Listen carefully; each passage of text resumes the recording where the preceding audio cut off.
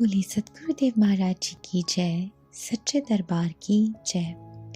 Today we are presenting the weekly Satsang from Akhand Gyan, the monthly magazine of Divya Jyoti Jagrati Sansthan, and is inspired by His Holiness Shri Ashutosh Maharaj ji.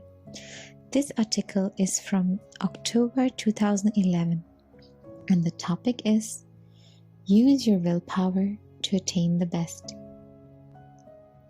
Yoganand Paramhans says that before he met his master, Sri Yukteswari ji, he used his willpower right and left in trivial things.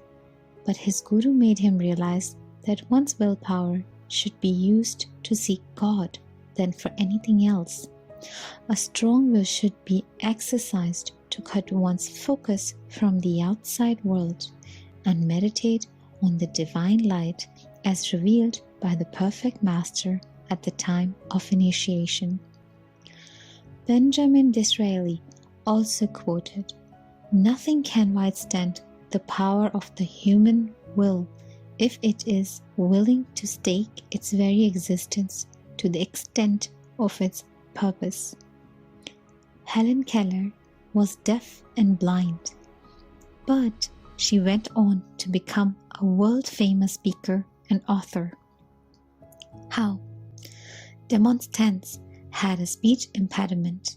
He would stutter and was also inarticulate, but he became a well-known orator of ancient Athens. How? Mark Inglis lost both his lower legs to frostbite, but despite that, he conquered Mount Everest. How? Perhaps there are many such amazing facts which otherwise seems to be unachievable targets, yet they were achieved. How? The answers to all these hows is one. It is man's willpower. Someone has aptly quoted, "When the will is ready, the feet are light." That is, if you have strong will, you can fly to achieve great heights in your life. Yes, a strong willpower can make us do wonders. Dear friends, this rule applies not only to the outside world, but also to the world inside us. In fact, the truth is that the precious attribute of willpower which God has blessed us with is meant to achieve something higher and bigger, higher than the worldly heights, bigger than the materialistic goals. It doesn't mean to say that we should not develop a strong will for accomplishing our worldly targets to gain name, fame, applause, and a sense of achievement.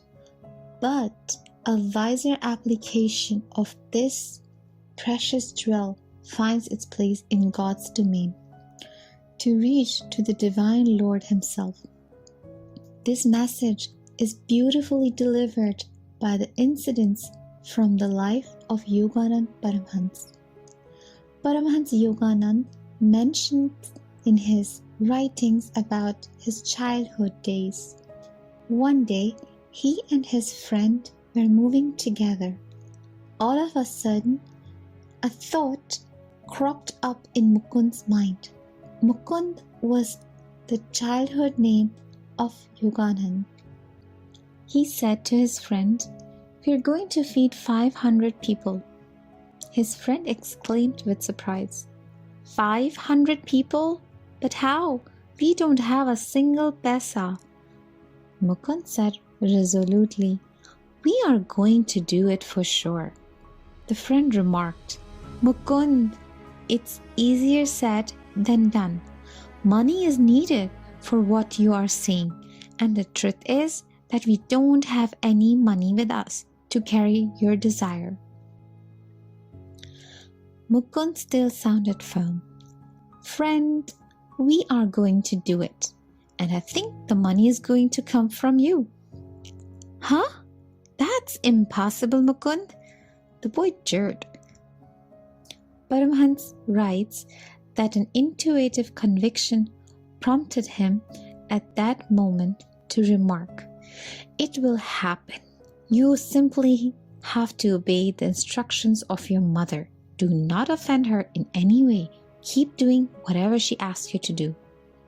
The friend, gripped with a sense of bewilderment, nodded and went to his home.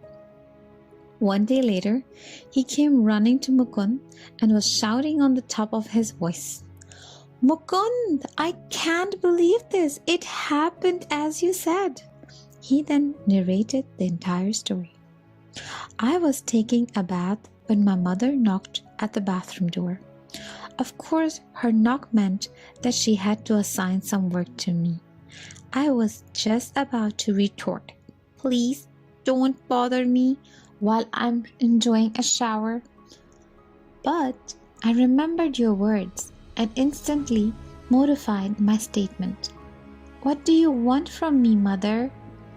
My mother said, 'You have to go and see your aunt.' Without making any excuse, although I did not want to go at all, I said, 'All right.' When I went to see my aunt, you know what was the first thing that she asked me? She said, 'What is this I'm hearing about feeding 500 people? Who is this crazy boy you're mixing with? You don't have to keep the company of this crazy fellow. Is that clear?' I was boiling with anger at her words, but did not express my feelings. I simply said, 'I must leave now.' But you know what happened next? She stopped me and said, 'Listen, your friend might be crazy, but his idea is good. Take these 20 rupees and serve food to people.' Alas, I nearly fainted as she said that. Not just that, Paramhans exercised his will so strongly that it pulled support from the people in the neighborhood as well, who added more food to what they bought with those 20 rupees. And to their surprise, they served food to not 500 but 2,000 people. Yes, it happens thus. When we make our mind to do something, our willpower adds to our actions and draws us closer to our aim, no matter what the circumstances are. But our strong will pushes aside all the deterrents and clears our way. However, when we seek the shelter of a perfect spiritual master, he blesses us with a higher purpose in life. After seeking initiation into divine knowledge, wisdom dawns upon us as to where to direct our willpower. Yoganand Paramhans says that before he met his master Sri Yukteswari Ji, he used his willpower right and left in trivial things. But his guru made him realize that one's willpower should be used to seek God than for anything else. A strong will should be exercised to cut one's focus from the outside world and meditate on the divine light as revealed by the perfect master at a time of initiation.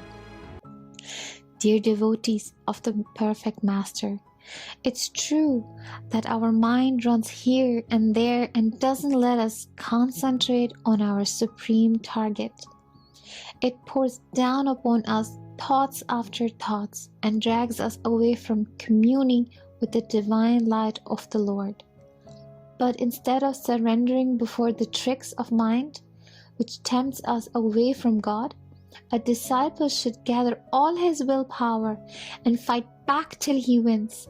He should empower himself with his maximum will and remains determined to meditate.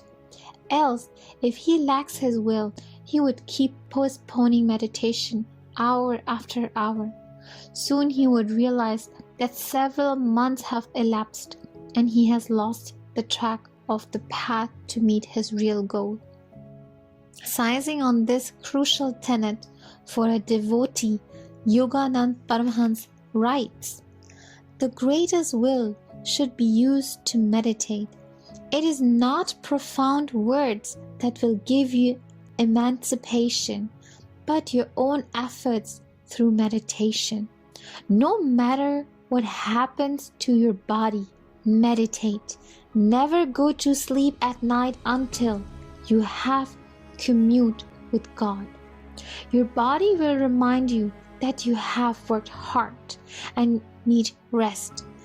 But the more you ignore its demands and concentrate on the Lord, the more your will burn with joyous life like a globe of fire. In your will lies the image of God. Boli Satgurudev Maharaj Ji ki jai, Sache Darbar ki jai. To read more such inspiring articles, please subscribe to our monthly magazine Akhand Gyan, which is available in 3 languages: Hindi, Punjabi, and English. You can subscribe to the magazine by clicking on the link mentioned in the description.